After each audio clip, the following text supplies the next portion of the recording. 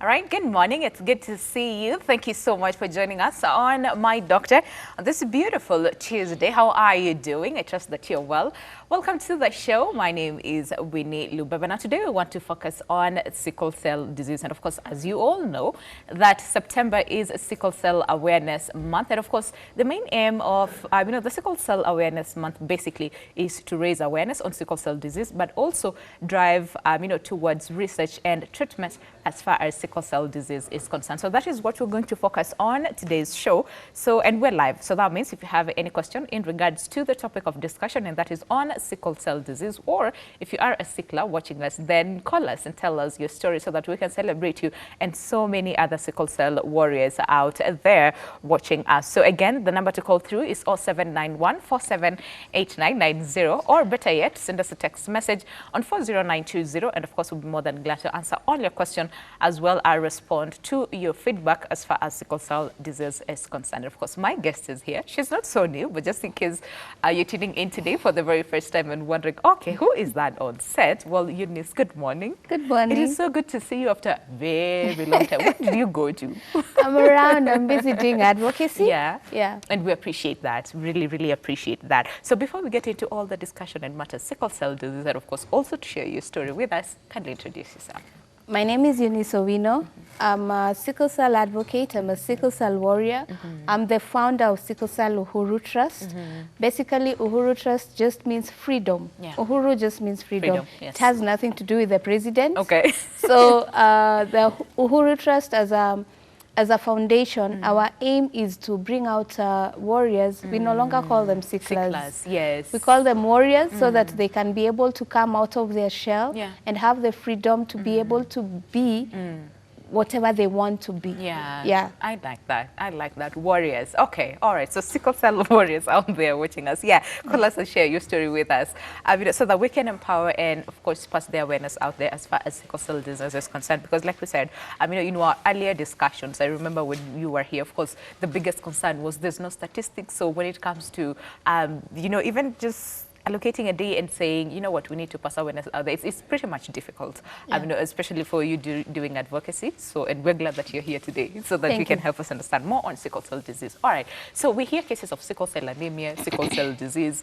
Are they the same or are they different? Let's just start from the basics. Actually, there are 6 types of sickle cell diseases. All right. So we have the trait, we have sickle cell trait, which birth the sickle cell disease. Because when you have a trait, that means you have your genotype is hemoglobin AS. All right. Which means that you are a carrier. Okay. And when you're a carrier, it means also you don't get malaria.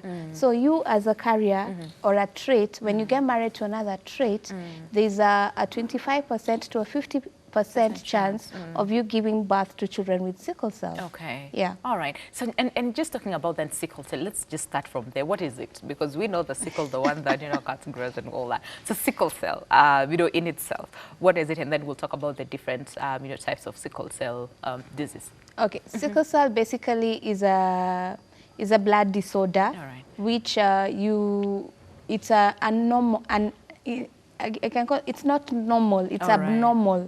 Abnormal blood cell, which is sickle shape, like a half moon or half donut. So that's how the sickling cells are, that's how they are. And since they are sickle, they can't pass through the small blood vessels, so they end up clogging on your joints. Makes you that is the time you experience a painful crisis or a painful episode, which we call crisis. So with that, then it means there's no oxygen flowing, blood itself is not flowing.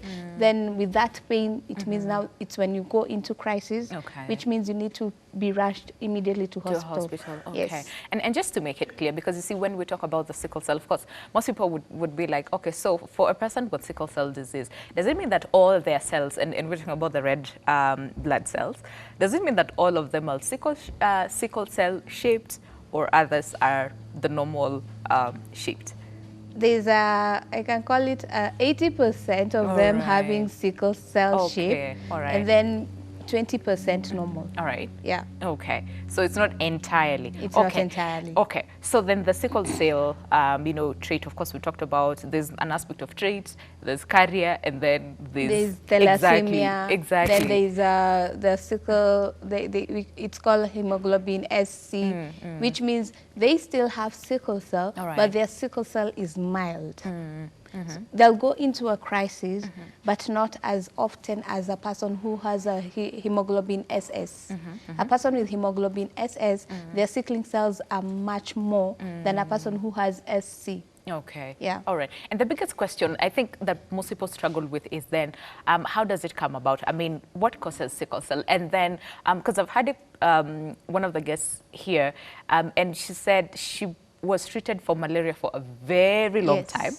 And nothing happened. I mean, she wasn't responding to medication, and nobody understood why, you know, or what is going on until later on is when they found out that she had sickle cell disease. So again, what causes it?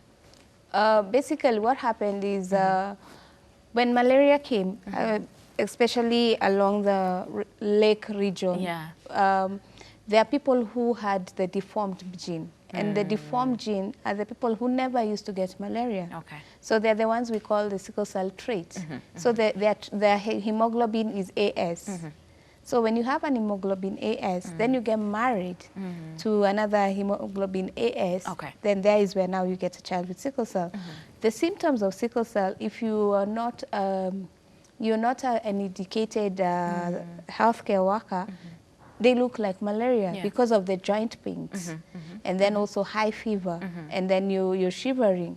Those, if you're a normal doctor, you say this is malaria. Unless you go into now doing the test, doing a blood, especially a blood count, because people who are living with sickle cell, the blood level is usually very low. It's not as normal as the other person. Yes. Okay. And when it comes to then the sickle cell, so so fine, we know the cause. Of course, if you have one has a trait and then the other one, and then they get married, chances are they will get a child who has, you know, now the sickle cell disease. All right. Then, so when does it manifest? And especially for this case, where of course two people with sickle cell traits, you know, get together and get a child.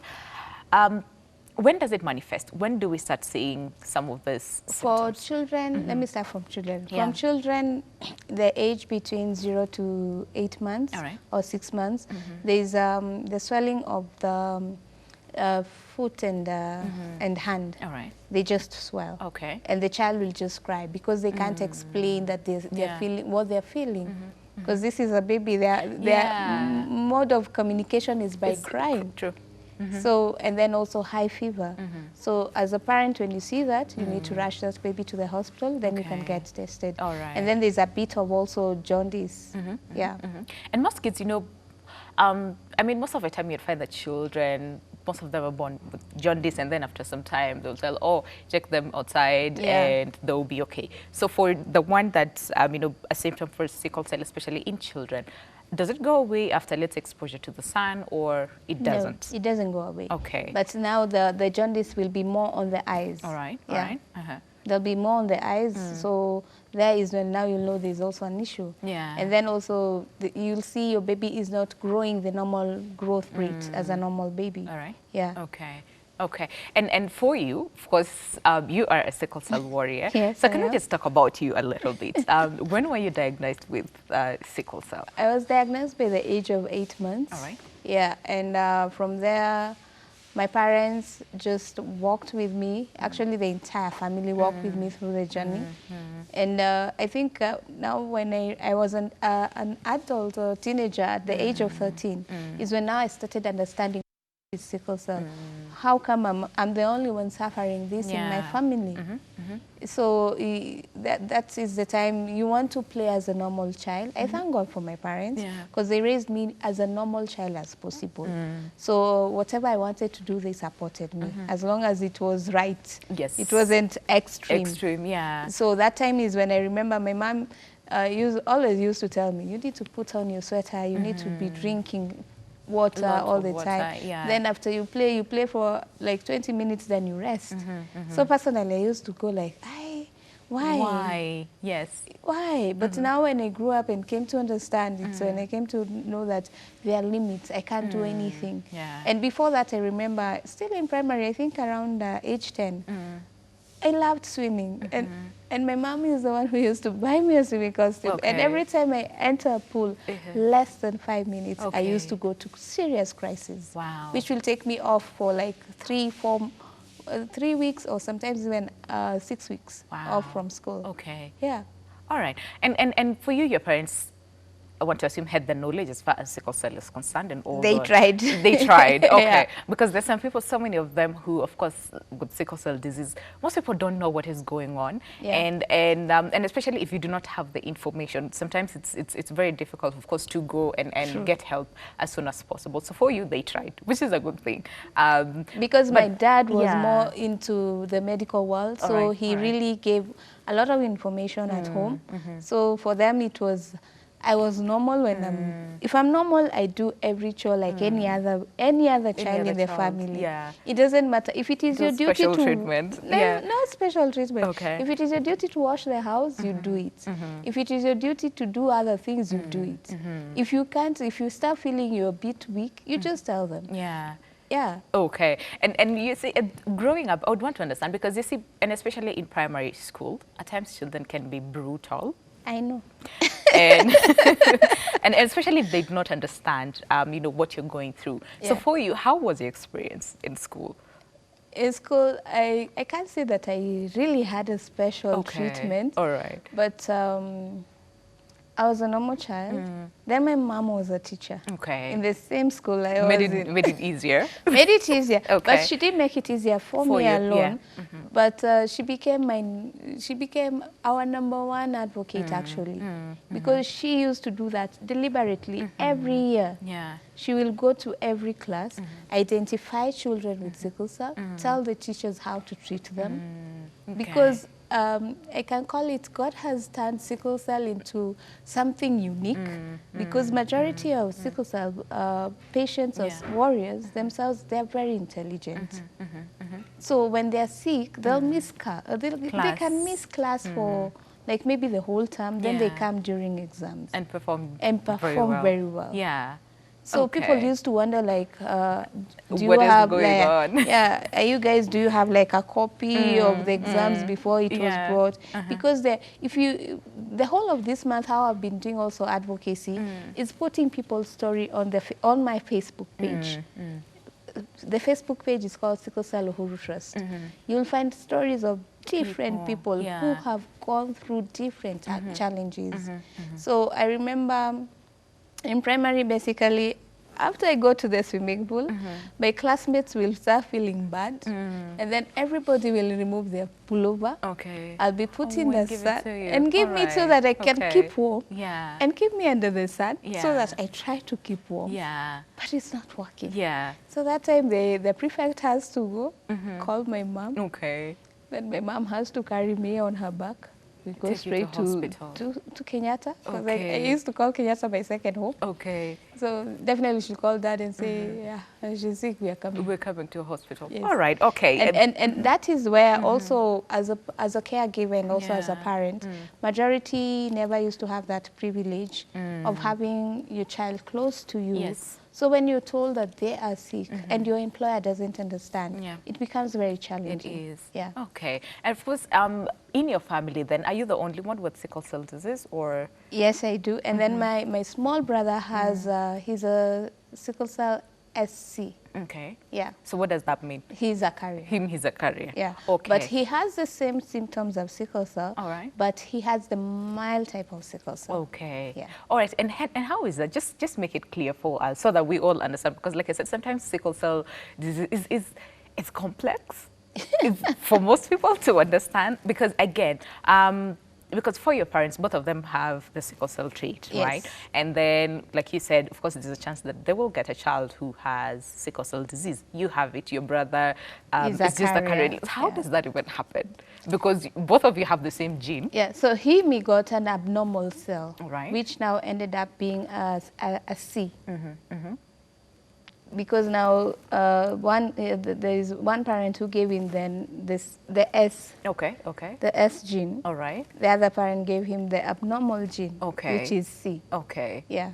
So it's about the probability okay. and the marks of the AS, yes, and then SS, and okay. then another deformation just come in. Okay. It's the same way also the thalassemia, yeah, that comes in. There's also sickle cell O, but I think majority in Africa as a whole, majority we suffer from sickle cell SS and also sickle cell SC. Yeah. Okay, and that is a good thing that we clarify that, because most people think that if you marry someone who is a carrier, and let's say you know, like you have the trait and you do not have the trait, definitely you will get you know, a child with sickle cell disease. So of course there's so many like myths and misconceptions surrounding that, which again we're here today to demystify some of this you know, myths. All right, so let's talk about the symptoms then. So for a child, of course, between 0 to, you said 6 months. 6 months. Yeah. All right, and then as they grow up, and suppose let's say this was not picked at that time, of course we'll talk about the complications later on, but after that age, can we talk, are the symptoms still the same or are they different? They become different because now the child will look like they're malnourished. They'll have like a swollen stomach because of the spleen, and then also their body will be very small, and the yellowing of the eyes because of jaundice. Yeah. Okay, and so if this is not again dealt with as soon as it's supposed to, what happens? Are there complications that might arise from the same? Yeah, if they don't get proper medication in terms of, if you're still putting this child in, treating them as a malaria case, then that means that you're not treating what is causing the sickle cell crisis. You're just giving them anti-malarias, you're just giving them Panadol because of the pain. Yeah. Because they'll come and say, I'm having joint pains. You give them Panadol, which will not do them any good. Okay, it will help with the pain, but the pain will not go away. Will not go away. All yeah, right. and the more they get the more they get the crisis, it's the more now their organs will start failing. Okay. Where now you find somebody has avascular necrosis, where now there's no supply of blood and oxygen on the bones, so the bones start eating each other, which end up having you end up having arthritis. Yeah. And then also now, because of also not taking care of that, means that the child will look like they're disabled. Because it happens in all the joints, from your shoulder to your knee to your hip. Yeah. Okay. And again, and that is of course organ failure. Of course, will not come immediately. This is over years. Over time. Yeah. But what if let's say someone, fine, they had a diagnosis. Of course, we'll talk about the diagnosis a little bit later on. But fine. So this person, let's say, is on medication and they do not adhere to their medication. Will they experience some of these complications as well? Yeah. And are there some people who do not adhere to the medication because I'm thinking the pain is too much? Yeah. There are people who don't take medication completely because they had a friend saying they're not taking medication. You should not leave your medication because you had somebody. Go to your doctor. Let your doctor be the one regulating you. Because over the years, because of taking too much medication, you become immune to some medication. And that's why majority of sickle cell warriors take very high, can I call it high-powered medication, especially painkillers. Okay. And they're not like what are they called? They're not junkies or they're not addicted to the drug. Yeah. It's just because that is what helps them during that pain. And talking about the crisis then, can we talk about it? How does it come about, especially for the crisis? Because you talked about the fact that some people have a mild form of crisis and others who have severe form of crisis and they have to go to a hospital. So can we talk about the mild first? The mild one is where you'll feel just pain on your body. Like you can have just a very strong migraine, and then when you take the painkillers, it disappears. Okay. And then you're good to go.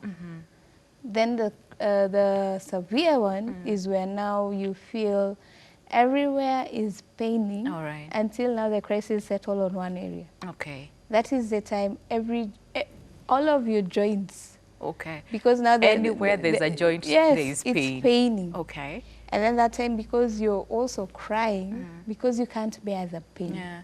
And the more you cry, the more you're stressing your body. But you know, that time you don't want to hear that. True.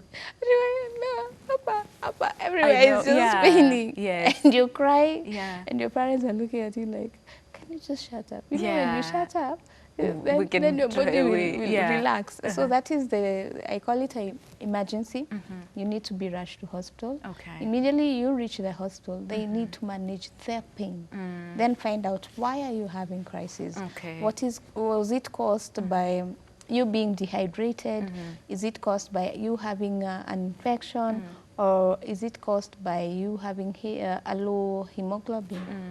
Yeah. Okay. And I've also had cases of extreme weather. Like if it's too cold or if it's too hot, someone might have a crisis. How does that come about? I mean, whether sickle cell, how does it come about? Growing up, that used to be me. Yeah. I think until it reached a point I used to make fun because I was telling my dad and mom, I think I'm smelling the weather. Okay. Because when it's just the weather They say that you can tell. Yes. When the like weather even before the weather changes. Okay. Like 2 weeks. You remember growing up around 80s, 90s, the weather used to be, you used to know, the cold months and then the hot months and then the rainy season. So that time when the weather just changed, like 2 weeks before, I will get sick. How is that? Like, I really want to understand then. Is there anything due to? Your body just starts kind of shutting down. Okay. You just feel weak. And then all of a sudden the painful crisis starts all over again. And then now it's when you come to remember, okay, now I need to keep very warm.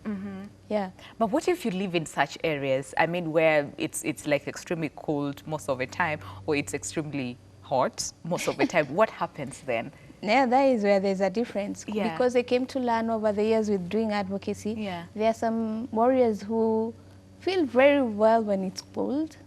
They'll not even put on a sweater. Me, when it's cold, I have to put extra sweaters. Because me and cold, we don't agree. Me, I love hot.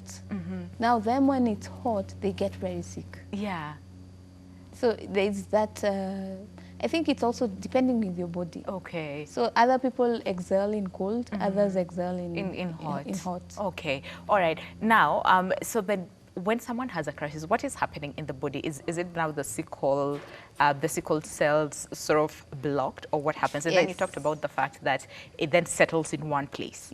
How is that? Just make us understand. Because now when you're having that crisis, the joints, all the joints are blocked. That is the time you're feeling everywhere is aching till your hair. You're feeling everything is just annoying you and everything is aching and you don't even want some. Because personally, me, when I start feeling like that, I prefer to be massaged with hot water and rub, and it will disappear. At least I can stay for, because it's funny how sickle cell crisis starts. They usually start at around 1 a.m., 2 p.m. Late at night. Late at night, where you can't be rushed to any hospital. So you have to be managed at home first before you're taken to the hospital the next day. So personally, me, I used to be massaged, then I can sleep, keep myself extra warm, then I can sleep, then in the morning now I'll be taken to hospital. But when it starts during the day, you'll just definitely go to a hospital. And I want to understand that others don't want to be massaged at that time. That time they feel like you're the enemy and you're just adding more stress, and they'll tell you, let me cry. So when they say let me cry, as much as they're not supposed to cry because they're stressing themselves. The body, yes. So then, do you feel, like, do you know when you're about to have a crisis? Are there, like, does it start like in a mild form and then? I can be happy right now, smiling with you, then all of a sudden I'll start feeling some weird pain. Then all the happiness will just disappear. Then as a parent, you'll know. Then can you do something then as the moment you feel it? The moment you feel it, you take a painkiller. Take painkillers. Yes. All right. And plenty of fluids. Then rest. So does it help in terms of unclogging the joints and your fight? It will help you. Immediately you do that, it will help. Even if the crisis was knocking, then I always tell people, sickness always starts from your mind. True. So when your mind starts saying, we are getting sick, we are getting sick, then you tell it, we are not. We are not, and you will not get sick. So over the years, personally, that's what I've been doing. When I feel like, if I'm tired, I'm tired, and I'll take my rest. When the body starts speaking, I speak back. Yeah. And you tell them, no, we are not getting sick. No, we're not getting sick. Okay. Because over the years, it reaches a point even the medics themselves say that sickle cell warriors are pretending to be sick and they're not sick. Yeah. And it can be very, very difficult, especially in, employment, where, of course, your boss might not understand why you have to miss work almost half the month. Yeah. Or so many days, in a month because you're sick. So it becomes very, very difficult. So I think we'll talk about the management, a little bit later. Now, cases of extreme, like excitement, like when you're too happy. There's some people who also get a crisis. That was me. Again, that was you. Okay. When I used to get very overexcited, okay, or I'm very mad. I remember that talk we had it with my dad when I was in class 3. Okay. Because I used to get extra mad. And when I'm angry at you, I don't know what to do. I don't know if I should bring out every word that my mouth wants to speak. Okay. Or I just look at you. Okay. And I will keep it inside. Yeah. And it used to eat me up. And the more it eats me up, the more I get sick. Stress, yes. I get stressed. And stress is actually one of the triggers for getting a crisis. So when you feel that, so my dad called me, come, let's have a seat. Yeah. Let's Tell talk. me. Okay. If somebody tells you blah, blah, blah, and you're not happy with them, sit them down. Yeah. Tell them what you said is not nice and move on. Okay. Don't bottle it up. Don't. Okay, but what about cases of extreme happiness? Because you see, sometimes you can't help it. You're just happy. You can't help it. So that's how, even if I say like, yeah, somebody comes and engage me now. Yeah. I'll just smile. Yeah. I can be, because I'm thinking, you might get a crisis. yeah. Because Okay. I remember even when we are planning like a trip as a family, I wasn't being told. Yeah. Because I know. You will get excited and then you will get a crisis. Wow. So I think bottom line is just know what triggers. Yes. Know the triggers, and then of course just learn to So we are work not with it. really lukewarm. Yeah. But we are really happy inside. It's Yeah. just that I can't express it. Me, Yeah. I'll smile a lot. Yeah. I love smiling. Yeah. Because I always tell myself, when I smile, I just use one muscle. Yeah. Then when you frown, you use so many Lots muscles. of muscles, true. Yeah. Okay. All right. Now, can we talk about then the risk factors for the same? I know we talked about, of course, gene playing a very big role as far as sickle cell, disease is concerned. But then again, so for the risk factors, what are some of the risk factors for the same? Risk in terms of it's just the gene. Actually, sickle cell It's just the gene. Okay. because of the gene. Okay. There's nothing else. There's nowhere that you say, I'll go somewhere and then they'll affect me with maybe giving me a blood transfusion. No. It's we used to have such myths that blood transfusion causes sickle cell disease. There's so many myths. Yeah. Because even right now, I remember when you're sick and you're in hospital, you'll be given a name. Your family, your relatives, they'll give you a name. If your family members don't understand, and then they're always like, my Akina father just loves Eunice, they don't love us. Yeah. But if they understand why and what you're going through, they'll always be there for you. Yeah. But now if you find the external family that also don't understand, now they'll be looking at you like, you're the special one, and then they start calling you names. Like in Luo, they used to call us Jami Dekre, the sick one, the one who gets, the devil comes and take your blood at night. Yeah. So you're like, okay, what kind of myths are these? Then you're being told you never get married, you never have kids. Yes, this is my doctor, and today our focus is on sickle cell disease. And of course, before we went for break, there's that aspect of marriage and getting kids, and of course the misconceptions that surround, this whole area. And of course, we're here with Eunice, who is a sickle cell advocate and warrior. And of course, she's sharing her story, as well as just give us all the info we need to have as far as sickle cell disease is concerned. So here's the thing.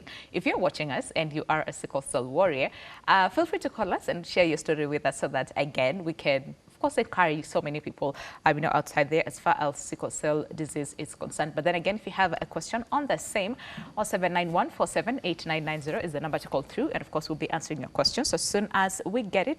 And let's say you're calling us and the lines are busy, send us a text message on 40920. Again, we'll answer your question as soon as we get it. So, Eunice, of course, an aspect of infection, which you talked about earlier on, just a little bit, but just to make it clear. Okay. And more emphasis, they're more prone to getting infections. Yeah. Why is that? Reason being, the immunity is very low, because a person who is living with sickle cell, they regenerate their blood after 10 to 20 days.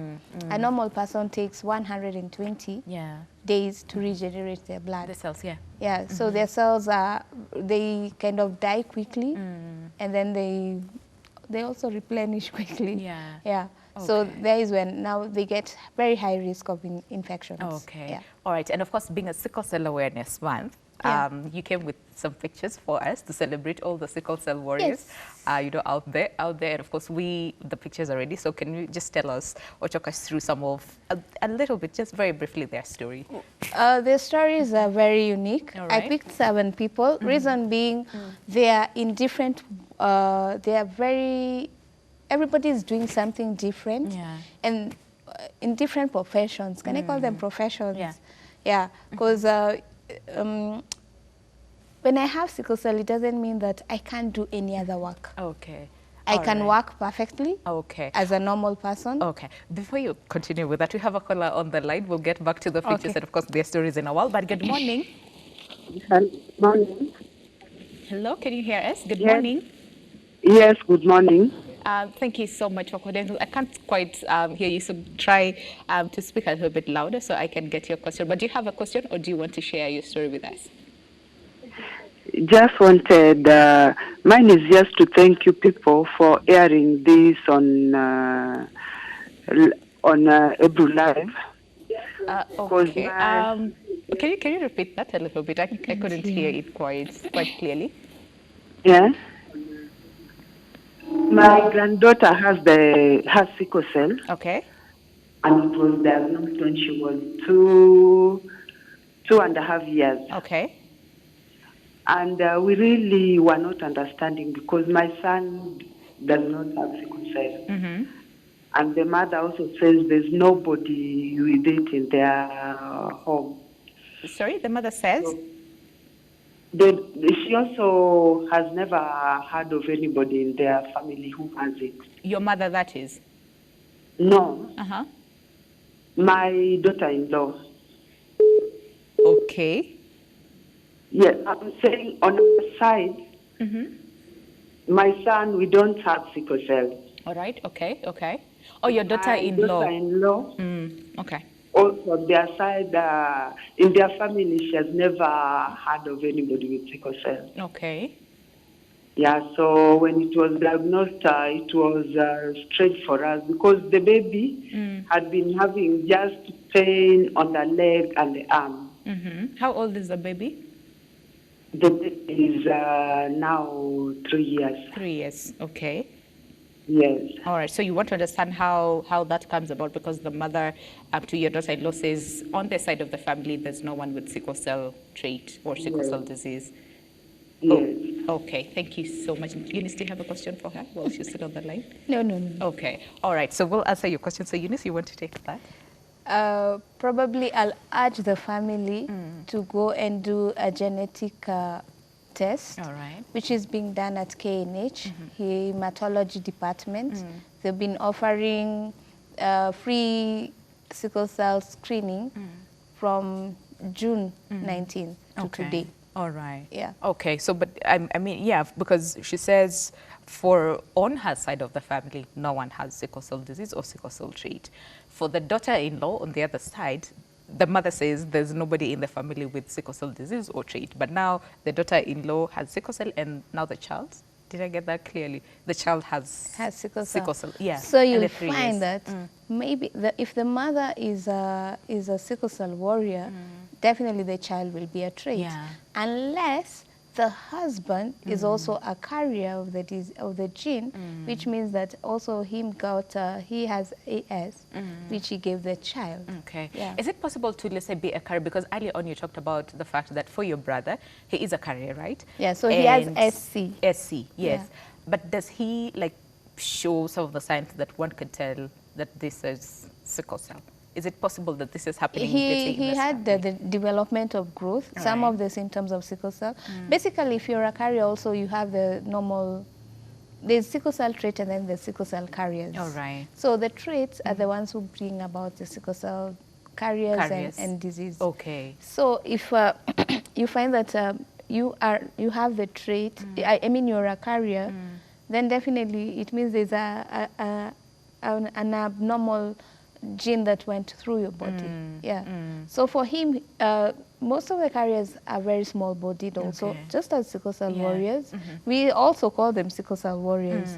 Then also they suffer some of the symptoms of sickle cell, like crisis they'll go, but not as severe. As severe. They have mild crisis, but they can end up having leg ulcers. They can end up having a small body, and then delayment of growth. And then all of a sudden, because my bro was very tiny, small, big stomach, then all of a sudden he's just short and he's taller than me now. Okay. So I always look at him like this. Okay. Yeah. So just go to KNH and get tested. the test. Yeah, at the hematology department. Okay. Yeah. All right. I believe that you have been answered to your satisfaction. Okay. Now for the pictures. All right. And I think the reason why we bring up these pictures is because I remember in one of our discussions about sickle cell, again, we had this, we had one at Messi, and he was saying, of course, it was very difficult even for him. He was fired at some point. Yeah. Or from school, one of those. And yeah, so the reason why we have these pictures right there on the screen is the fact that it's so that to show people you can still have sickle cell disease. Yes, you can still go through crisis and come back and achieve your dreams. Okay, all right. So and they're the best at their work. Okay, all right. Okay, so this one is who, Ruth? That's Ruth. Okay. She got married the other day. That's and she's a business lady. Okay. She also does a lot of online transcription, and also she's a very good sickle cell advocate. Okay. That's Ruth. Okay, that's still Ruth. Okay. Yeah. Then the next one is that's he's called Silas Kiprono. He's an IT specialist. Yeah. Okay. All right. And then that's you. That's me doing advocacy as always. That was last month in Eldoret. Okay. Yeah. So it was nice to share with people of Eldoret. Okay. All right. And that's a basketballer from the US. And you know, basketball is intense. Yes. Okay. All right. He's a basketballer. Yeah. And he plays basketball. Okay.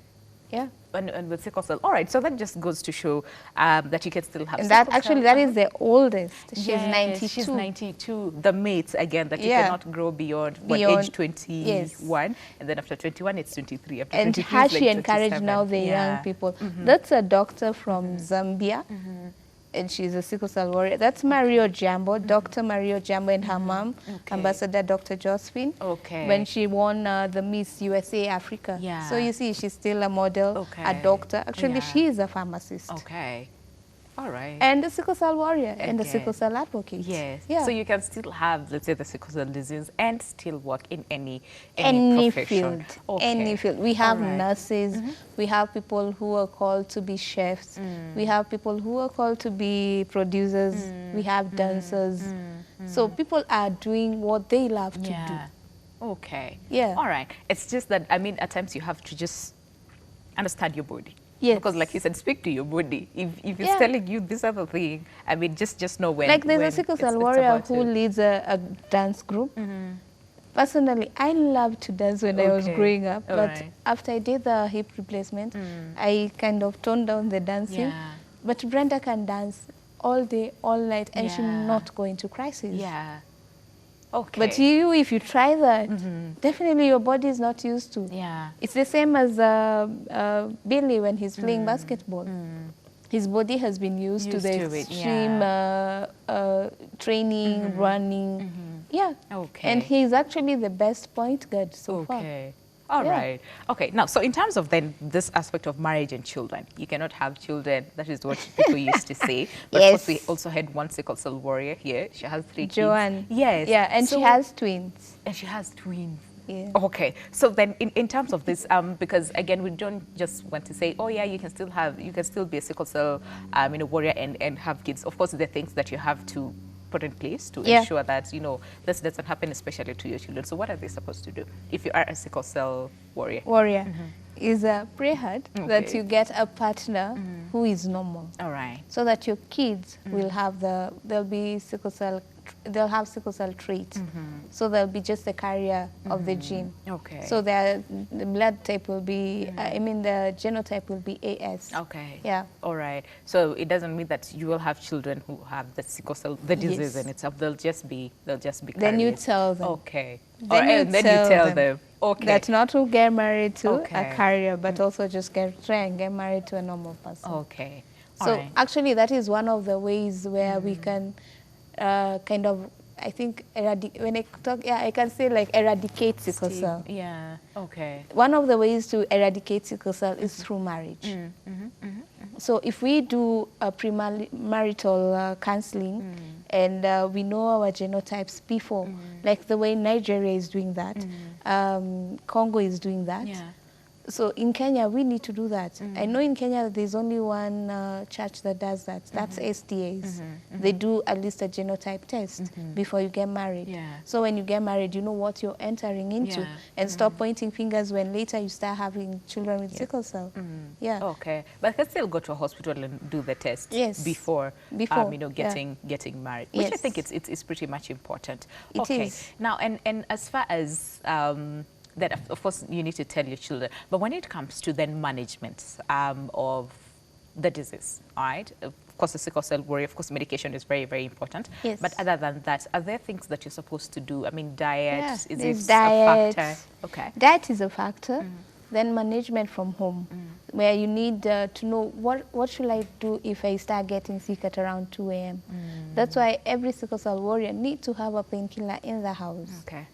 Because basically, majority are kept on folic acid, majority are kept on podrin, especially if you're in a malaria-prone area where there's a lot of malaria. You need always to take podrin and also sleep under mosquito nets, and always take folic acid. And then also try and eat foods that add you blood, iron in your body. Okay. Yeah. All right. And I mean, make sure that you have painkillers in the house just in case. Okay. And then understanding your triggers and just try as much as possible and to just limit yourself. Not really not enjoying life. You can enjoy life. And I'll not lie to you, because of also the extreme and immunity of taking very strong painkillers.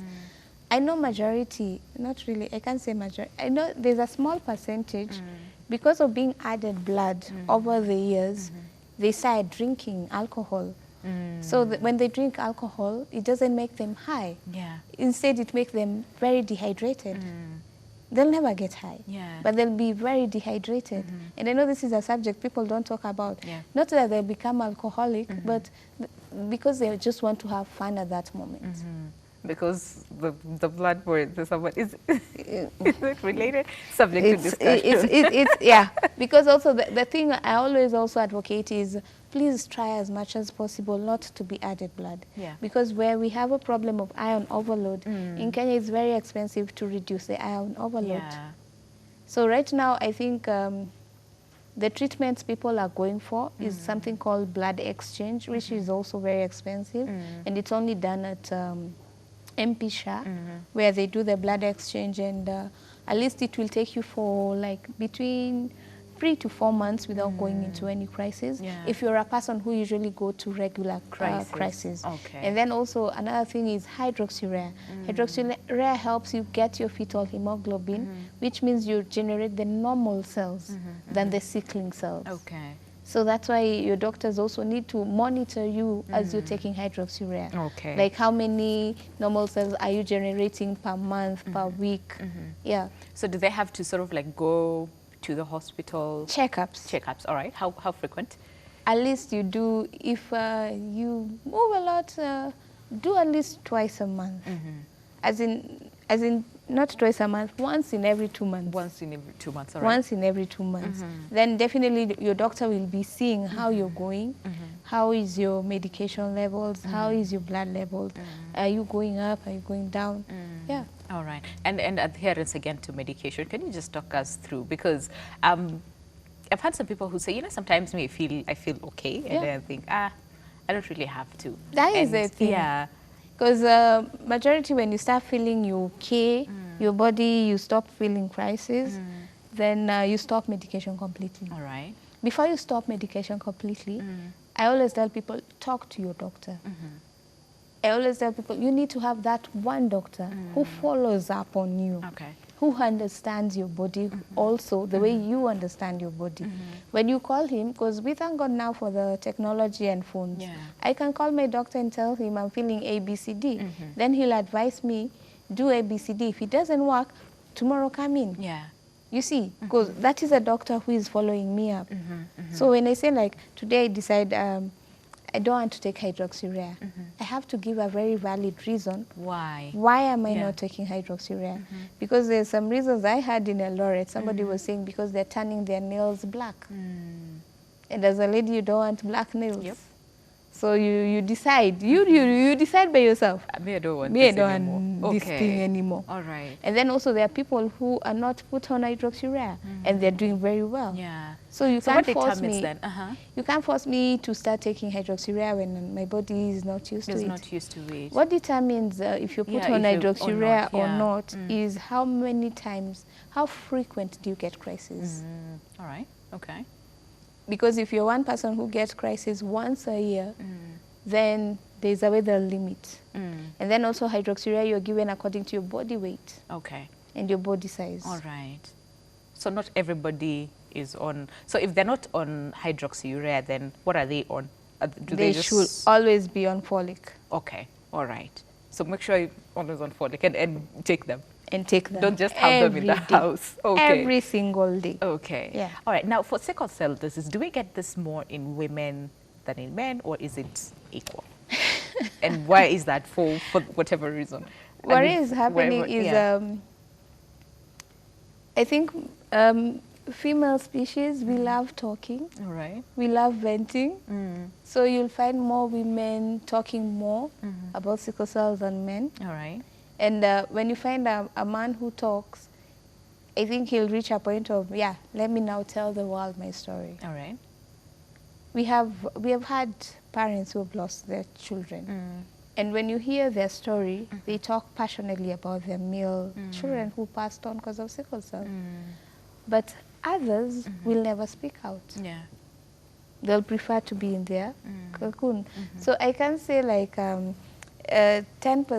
are many men or female, but it's We see many women talk about it openly. openly than men. All right. So it doesn't have anything to do with genetics No.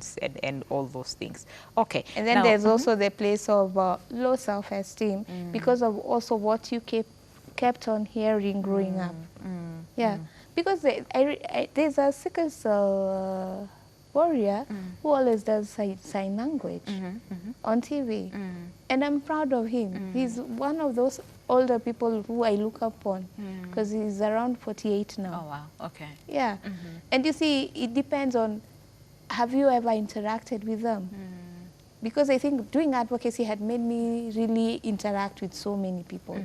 So what Uhuru Trust is doing is basically trying to, if you're in this area, I try and look, we do a support group in that area. Yeah. You know each other. So in case somebody is down, you're always there for them. And that Okay. helps. Okay. Yeah. All right. So we have a minute to go before we finish the show. And Really? yes, and we have addressed pretty much, most of the things, especially for the myths, which again is one of the things that drives stigma. Yeah. And what we're trying to do here is just try as much as possible and not stigmatize anyone. Try to understand them. I mean, regardless, at the end of the day, we're all human beings. Sickle cell warriors are just normal people. It's just that they are sick a little bit, sometimes, especially when they have crisis. Yeah. But other than that, they can do everything normally as any other person possible, could yeah. do. So as we finish, your parting shot, what does this day mean to you? And first, what is that one message that you want to drive out so that people know as far as sickle cell disease is concerned, in 30 seconds? Sickle cell is not a death sentence. It's actually a blessing, and you need to enjoy it. And also just understand what works with you best. Yeah. Make sure you always walk with a doctor. If you don't have a good doctor to work with, look for me. Come to our Facebook page. Our number is there. You'll always find feedback. Yeah. We are always there to help you and connect you to the nearest doctor to where you are. It doesn't matter which part of Kenya you are at. Yeah. We will always get you there. And also, Saturday Welcome, we'll be doing a pageant just to crown Mr. and Miss Sickle Cell for the first time ever. That is so cool. Yeah. That is so cool.